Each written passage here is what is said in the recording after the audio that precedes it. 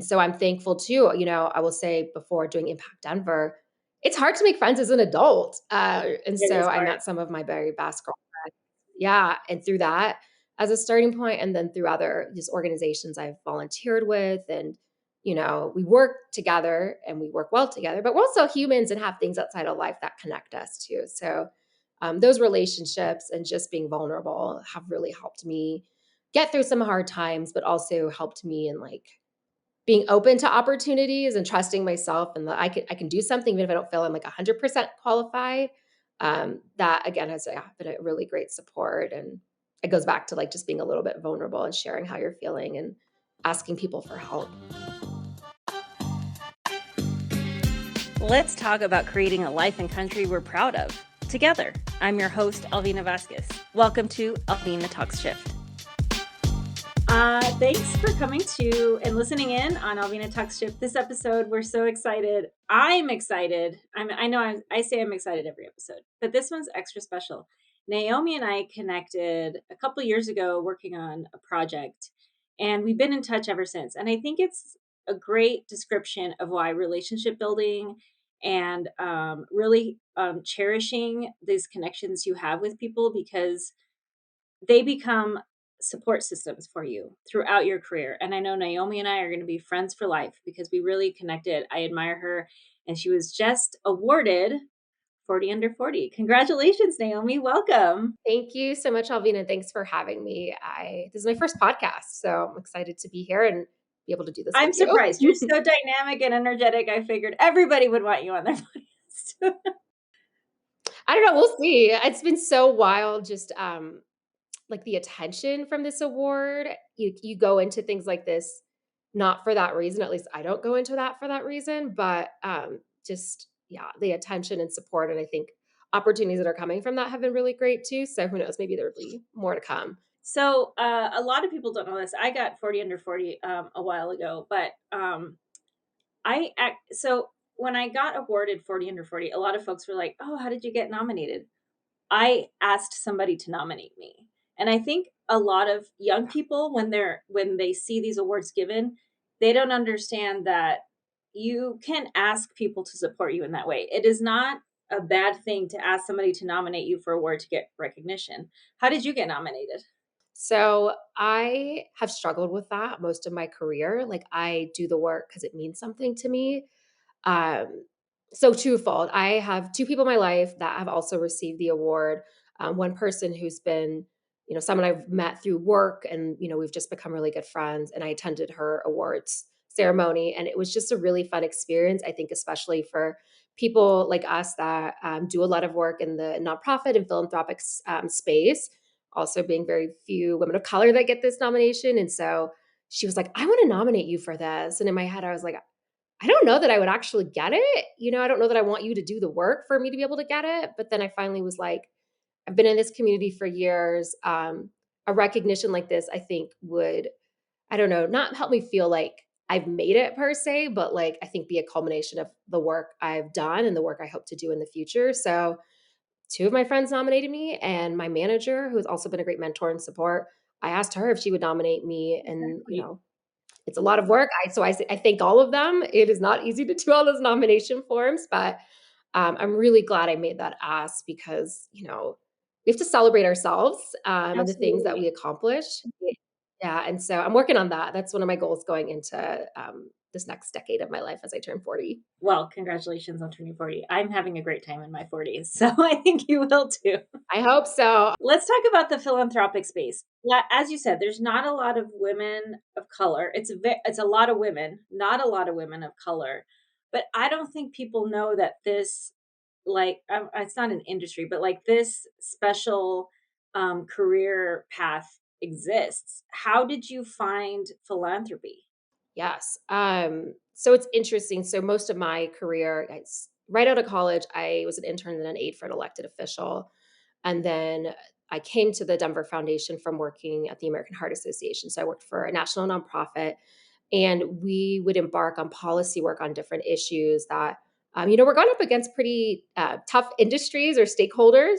So we needed dollars to support our efforts to work with community members, to get them engaged in the policy work, to engage in media and other types of tactics. And so I learned about philanthropy when I was writing grant applications, trying to get money to support the work that either I was doing or at times the teams that I was managing was doing. And so that was my first kind of jaunt in philanthropy.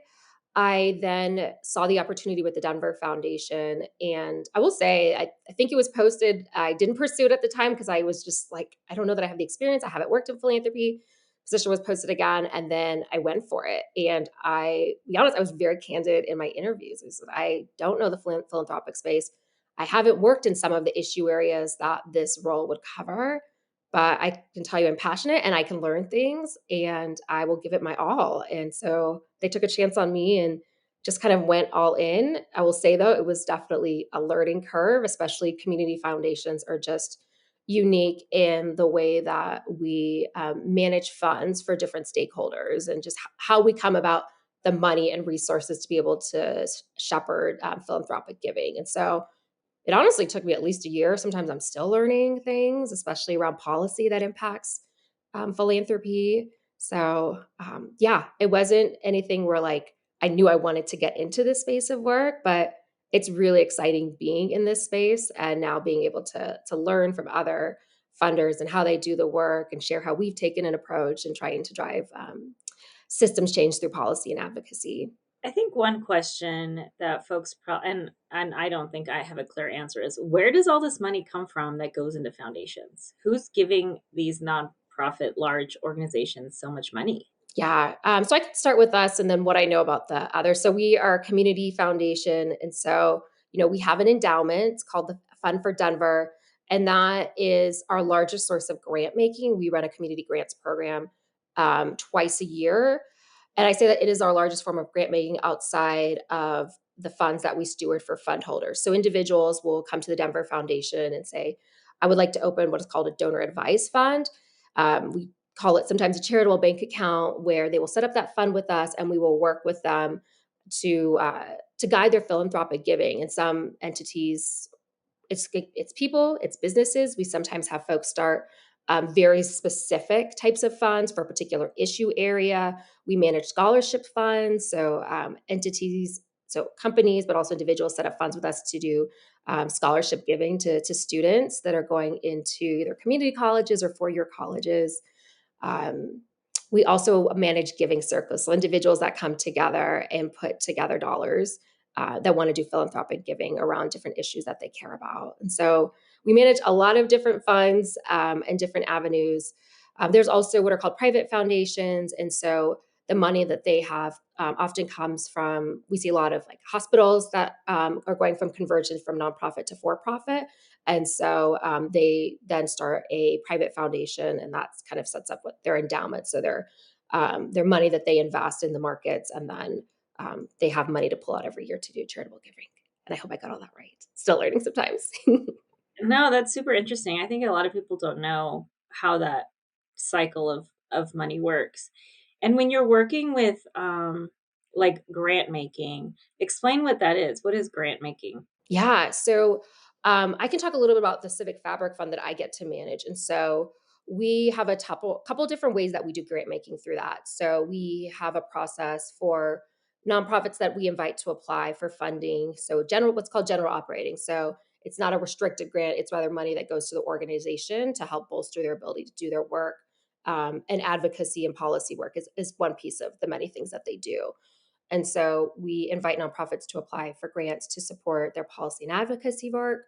We also invite organizations to apply for grants to support their voter engagement work. So, how they are working to get their constituents to understand what's on the ballot and actually have the resources to feel comfortable in voting. We sometimes give grants. So, for ever taking a position on a ballot measure, we will then sometimes we'll give grants to nonprofits to support their get out the vote efforts for that particular issue. So either trying to get voters to vote yes or no. And then sometimes we do kind of what I call like directed grants. So talk to a nonprofit and say, hey, what is the type of work that you're doing around, a policy issue, building awareness around an issue. Um, and so, we'll do kind of a directed grant around supporting their ability to like maybe host a convening or, sponsoring an advocacy day at the Capitol. We've been working with one of our nonprofits, Good Business Colorado, and supporting their kind of creative ideas where they engage their business members and trying to get them more engaged in the policy making process. And so I've worked with one of my colleagues through another fund that we have to do some grant making to support. Was started as a pinky party and now has led to their policy passport program, which I love and I'm happy to share more Oh, I about. know. Yeah. I just signed up for the policy passport program. Yeah. Yeah. It's so cool. I just like, you're in this work for so long. It's a great idea. Yeah, it's a great idea. It gets people out there trying different things and like who doesn't love a good competition? Exactly. So just if you're listening, Good Business Colorado just launched a passport program where they it's like a it's like a checklist of things that you can do to engage, and every time you do, you get points. So from writing letters to the editor, submitting testimony, going to events, it's a great way to get folks to depth dip their toe in without being scared of what a full commitment into policy work means. So it's a great idea. So let's talk a little bit about you. How did you end up in Denver? Yeah.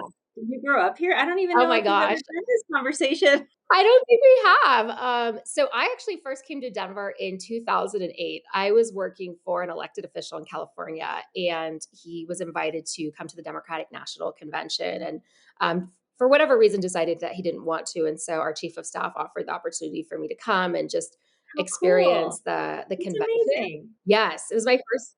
Is honestly, I tell a lot of people, I don't know that I would have been open to moving here if I had not gone to the DNC and had such a wonderful experience in Denver. That's so great. And Denver was a different place back then. It was so much smaller, but Yeah. that is so cool. I didn't even realize that. Yeah, I love what I loved.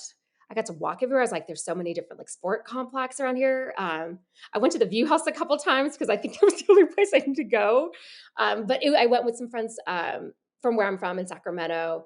We had such a wonderful time, and then actually I took a leave of absence from my job to do door knocking for the Obama campaign up in Westminster and Thornton. So I stayed with the family and learned a lot of rules about how things roll in Colorado. Like you don't knock on people's doors when the Broncos are playing. Like you're just done. We're not going to talk to you. So yeah. So after that, I relocated to the Denver metro area and have been here. I think 9 years in July, and I had lived in the Oklahoma City area and the DC area before coming here. And I often get asked when I'm gonna move back, "When are you coming back to California?" And I love it here so much. I don't know if that's gonna happen. I definitely miss home, but Colorado and Denver specifically have become home to me too. Oh my gosh, that's so cool. What a great experience. I mean, the DNC was I was not involved in politics at the time. I was working in broadcasting, so I was there from a broadcasting element, and it was exciting. It was so exciting. I think probably at all levels for anybody, from those at the top that were planning it to those that were just attending. It was so exciting, and Obama was such a good speaker. I remember being at Mile High Stadium at the time, and it was like so energetic and exciting. I don't think yeah, it's been a while since I've had, like, just joy and just true, like, happiness about, like, where I felt things were going. At that it was very special, so I'm so thankful that I was able to attend and thank everyone who made that happen because, for better or worse, it feels like that was kind of a shift for the city, Yeah. and being really recognized, national level. So you moved to Denver, and you started your career here working in um, kind of key issues, right? You went like kind of straight into policy. So I was with my past organization at the time and relocated here. And at the time, I was in a role where I was managing staff in 6 states that were doing state and local policy work, and Colorado was one of them. And then my organization went through a restructure. And so the role that I was in was eliminated. But there was a new position that was opened up that focused on local policy change. So thinking about city councils, working with mayors, school boards. And for me, that was really intriguing. I'd already done a little bit of local policy work, mostly with the city and county of Denver at the city council level. And so that I think really helped me get more into the community here, learning about city issues, which I now love. All politics are local. I feel like there's so much potential to do great work at the city level. But that also, I think, exposed me to just the great nonprofits that we have across our state in the metro region.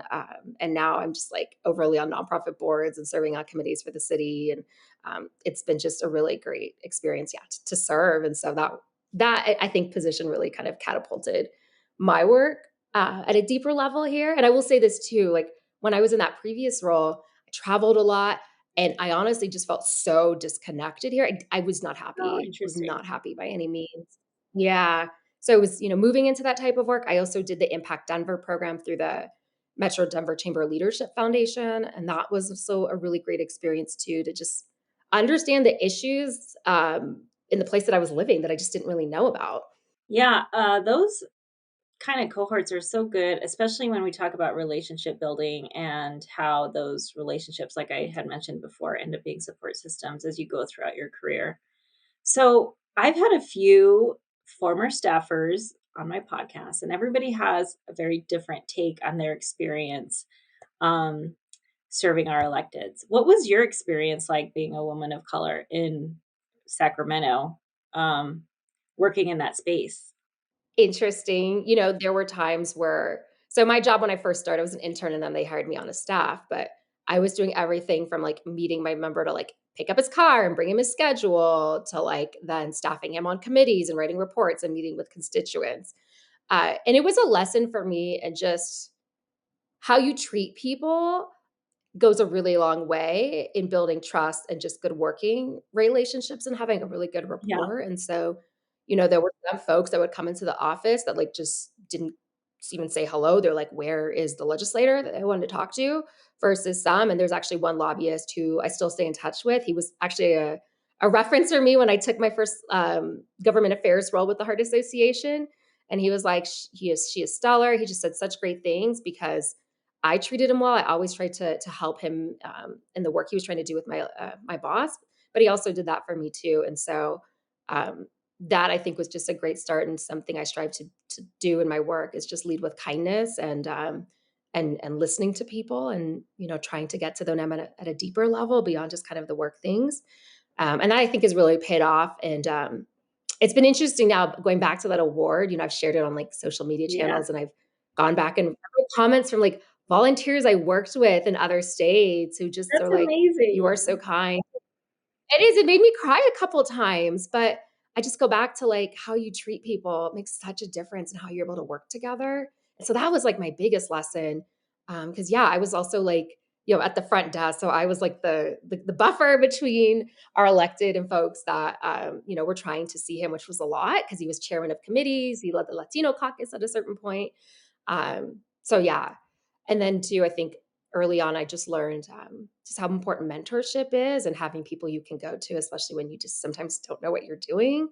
And I've had that throughout my career. And that's something I'm really trying to focus on going forward because, as we know, in kind of our bubble of work, there are not a lot of people that look like us that are in advocacy jobs or communications jobs and whatnot, too. And we've been through our fair share of things that, I just strive that people that are coming up in their career don't have to go through the things that we've been through.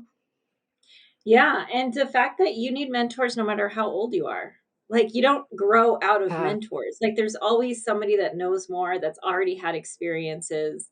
So, you might have mentors that you talk to once a year, but you're, like, following their career and you're like, "That's the person I go to when this comes up," or, "That's the person that" like, mentorship isn't like, "Oh, we have to have our coffee every month." Like, you can do that type of mentorship, but um, there's also mentors like all around us that we just learn from, that we read about, that, have created a legacy for us. And I think it's important to to stay true to keeping those relationships and just never thinking that you're so smart that there's not more to learn. absolutely. And that's something too, for me, I'm trying to carve out time to do just because, we get so busy in the day to day. And so yeah, I agree. It's so important to continue to learn and like figure out, I think, systems for yourself to keep in Yeah. touch with folks. Like to your point, there's some people I talk to multiple times a week. And there's some people I just try to send a note every couple months and check in or try and get a coffee. And, I'm trying to be better now too, because I've worked in different states, to touch base back with people Yeah. that I've worked with. Even if it's once a year. I'm back on Facebook now, so that's helped a lot. I took a break for a couple of years. But, social media channels can be really helpful in that regard and just staying up on people's lives, especially because I don't know, I've just think we've all had a lot of like challenges, especially as we get older. We're adulting on like a next level too. So for me, being able to be there for people, but also share with things that are going on in my life too has really helped on that personal piece that very much plays into kind of the work relationships and, how that fits into mentorships and the kind of supports that we need. So you plucked yourself out of Sacramento, dropped yourself in Denver. How did you Yeah. Everybody knows Naomi now. So how did you do that? How did you build that entire network of people? Um, I will say it takes time. And just showing up in spaces. So going to different events, reaching out to folks to try and meet and get to know them. It took a lot of work, but the work on the front has definitely paid off. And then too, starting to volunteer and join different organizations. There was a point I was over public policy for the Junior League of Denver. I'm now a member of Color Black Women for Political Action. Even to serving on different stakeholder groups. So with the city of Denver, I was one of the many members on the Climate Action Task Force. And so that all of these different experiences helped expose me to people, kind of within the work world, but also outside of my work bubble, especially when I was like working on very specific issues. And so, any unsolicited advice I give for folks is just, you got to put a little bit of effort in and it doesn't have to consume your life. It's just finding like one thing here and there and just showing up and saying, hey, I'm here to learn. Love to get to know you more. Um, and that I think has really paid off, especially being someone that did not grow up here. One of the things I also strive as well too is to just better understand for the people that I have come to be friends with and work with that are from here, the dynamics around the shifts in Denver that impact them, so that I can then just be a voice in like recognizing that and also doing my part, to address these issues that have come up as our city has changed significantly. So you and I have we've had similar experiences, ending relationships, starting relationships, major shifts, in our 30s. And what, I guess, what was your resiliency look like? What were your tools to come back from that?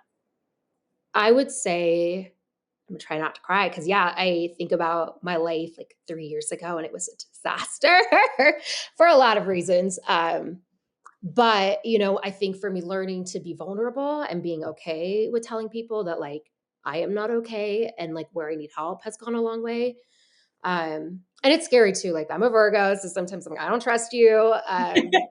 But being vulnerable, there's so many things I'm like, oh, that ties back to me being a Virgo. And now I own it. That is one thing too. I can't change who I am. I've got to own who I am and figure out ways to make it work.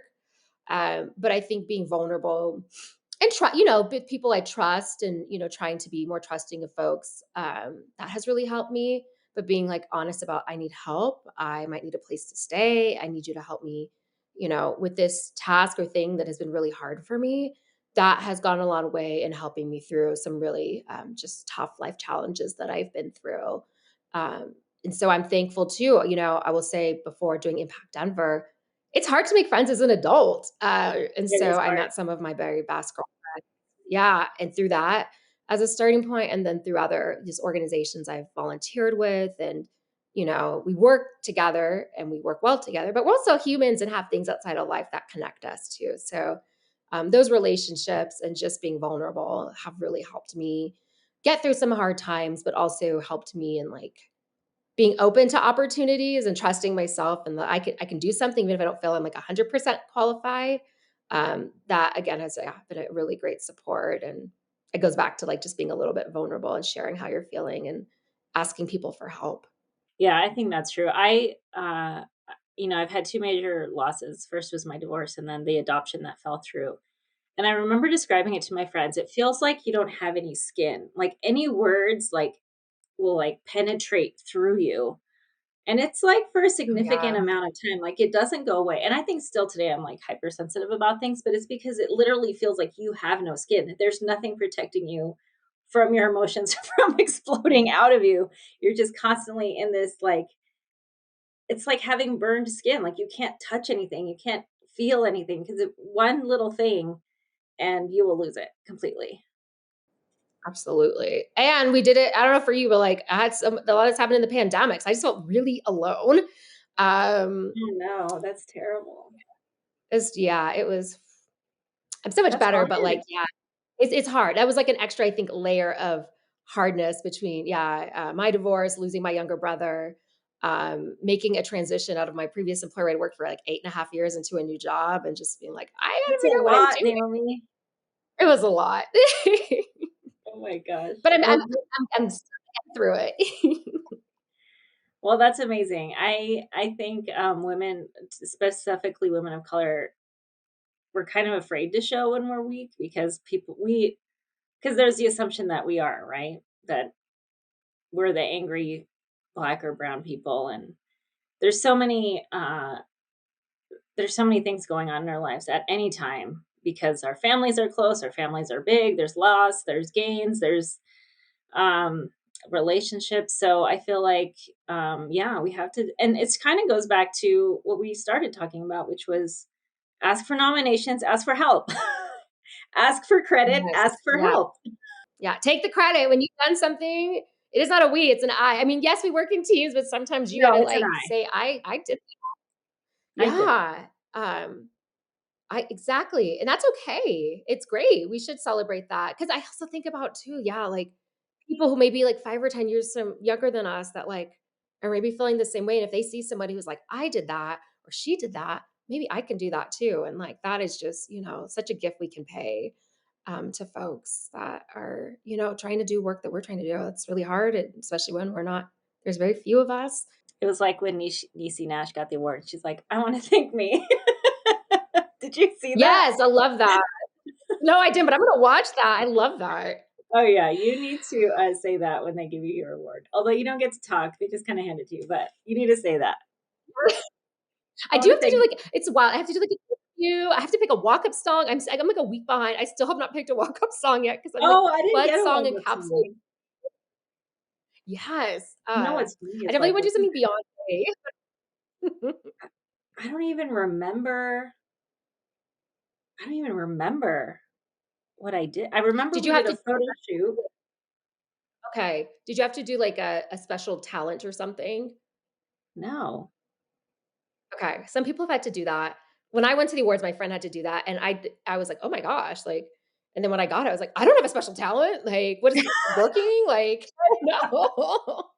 I'm I working on understand hobbies, that too. policy. Can I give a Yeah, speech on exactly. housing? Yeah,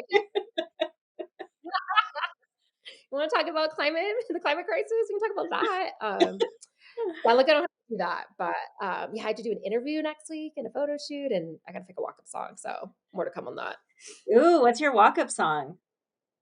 I don't know. Okay, I think I wanna do something that's like Beyoncé because that's just my fellow Virgo queen, but I think it's just figuring out what's the right song of all of the songs of hers that I love.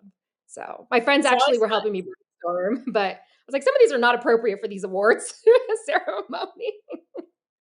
my walk-up song, I always said my walk-up song would be well, so me and my friends joke.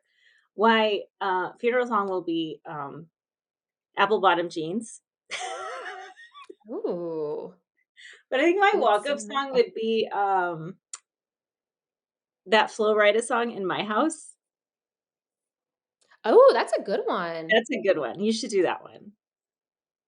Yeah, you might have inspired me. I'm gonna do a little I'm driving up to the mountains in a couple hours, so, like, maybe I'll play some songs that'll help me figure out what's gonna work. Ooh, we should do a song let's create a song list that's, like, all empowering songs You on know what's Spotify. funny? Yes, I've been thinking about I wanna do, like, a mutual playlist. That and then, like, I've been talking to folks about this idea of, like, just dinners with different people, especially in, like, our work world, just to have the Oh, I space to, know, that like would be so much fun. yeah, I feel like um people used to do that, like, way back, like, 100 years ago. yes.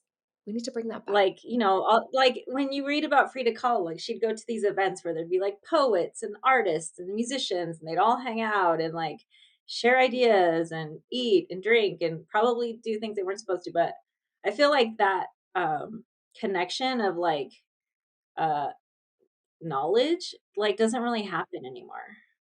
No, not organically, like, so it's like if you can create space to, like, have that happen, I think would just be so powerful, because we all just I think, yeah, again, I come back to, like, vulnerability and trust. We need spaces to, like, be vulnerable, ask the questions you might feel is, like, a dumb question or you should know the answer to, or try to get some, like, just advice or, yeah, have space to share, like, how you're taking care of yourself, and yeah, we should I figure love out how that. to do that sometimes. Okay, that's our next episode.